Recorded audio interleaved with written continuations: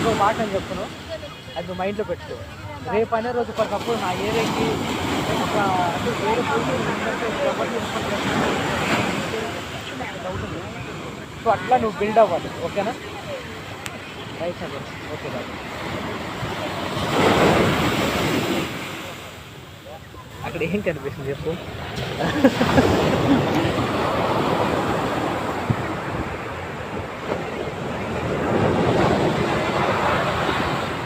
ఇక్కడ ఎంతమంది చనిపోయారు చాలామంది.